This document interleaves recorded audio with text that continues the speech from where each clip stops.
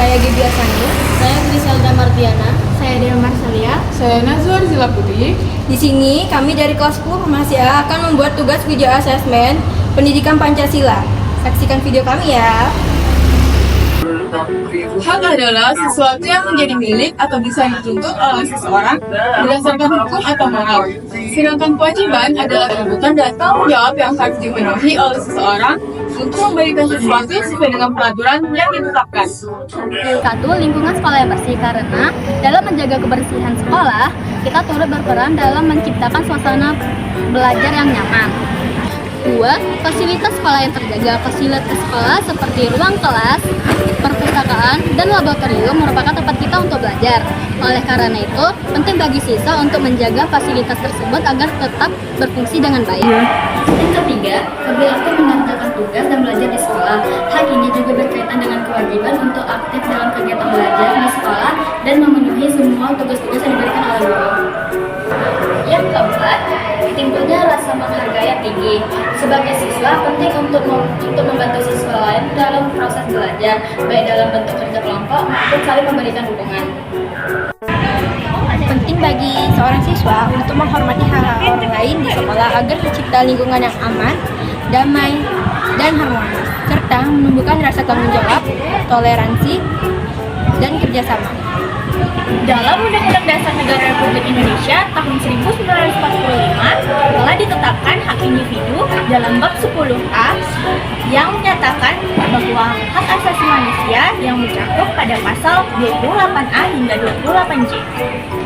Peran utama pemerintah dalam menjaga keseimbangan hak dan kewajiban dalam masyarakat demokratis adalah menegakkan, mengadilkan, serta mengingatkan warga negara atas kewajiban mereka. Kewajiban warga negara sangat penting bagi masyarakat demokratis, karena demokrasi tidak hanya memberi hak, tapi juga menuntut tanggung jawab dari setiap warga. Seseorang bisa menuntut haknya ketika hak tersebut dilanggar atau tidak dipenuhi oleh orang lain, seperti pelanggaran hukum, pelanggaran kontrak, kerusakan atau kerugian, dan diskriminasi.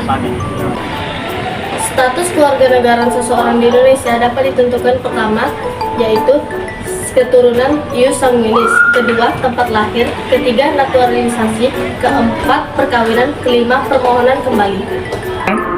Asas ius soli atau hak tanah ialah status kewarganegaraan berdasarkan tempat lahirnya. Contohnya, jika seseorang tersebut lahir dari wilayah suatu negara, maka seseorang tersebut akan menjadi warga negara dari wilayah tersebut tanpa mempertimbangkan apapun. Hak asasi ius sanguinis atau hak darah menetapkan kewarganegaraan seseorang berdasarkan garis keturunan atau garis darah. Seorang anak mendapatkan kewarganegaraan yang sama dengan orang tuanya atau salah satu dari mereka.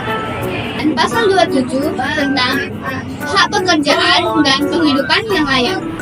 Pasal 28 hak atas kemerdekaan berserikat dan berkumpul, serta hak atas kebebasan berekspresi.